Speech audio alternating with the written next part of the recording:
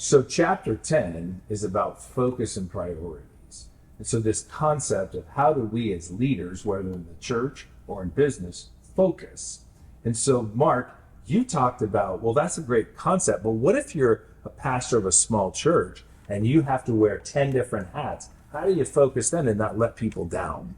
Yeah, well, I actually experienced this. My first ministry, we were at a church of 65 people. We doubled, but I was still the preacher, Sunday school teacher, youth pastor, picked the songs for worship.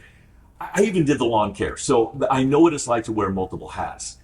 And so when I answer this question, for a lot of pastors out there, they know this to be true. You can't focus on what you need to focus on and not let someone down. Part of ministry is letting someone down. And I would just say to you pastors, it's so tempting for us to do what we do to please the people that are tithers because they're paying our salary. But if you disappoint a tither, they're probably going to go to another church. If you disappoint a lost person, they may go to hell. So our focus as church leaders has to be on the lost. And that will run against the grain of a lot of our training and a lot of our impulses, because it's natural to please the people who you like, because the people you like are like you.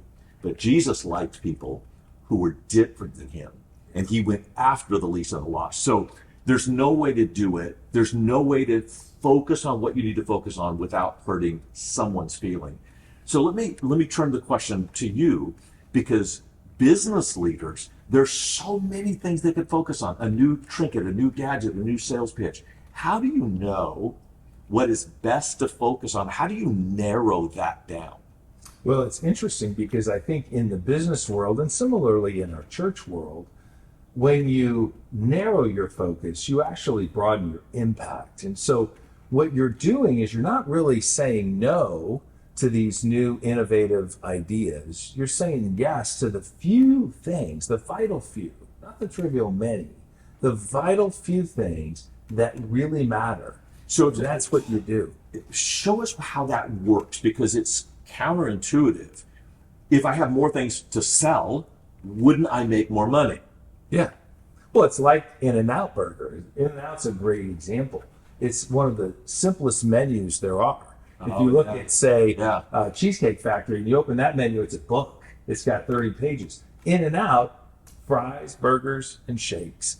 It's simple, but it allows people to execute and create great service. So do you want to have an okay burger or amazing burger? And that's what you do. You choose, say, what are those few things that we're going to do really well as an organization? And then you can execute, and learn. Innovation's amazing. Sometimes innovation, if we're not careful, could be a distraction. Let's innovate, but let's innovate on those vital few things that move the needle. Yeah, and I will just say that the church that Jeff and I serve, Christ Church of the Valley, we don't do a lot. We don't have a massive number of ministries. We got a lot of people. We do 4 things. We do weekend service, and we do it with consistency every single week. We have students and kids ministries, and we do it consistently well every week. We have a sports ministry that is our most evangelistic ministry, and we have groups. That's all we do. But by focusing on doing those few things to the best of our abilities, we maximize our potential. And if you want to maximize your potential, then I would suggest that you being a master leader by imitating the master.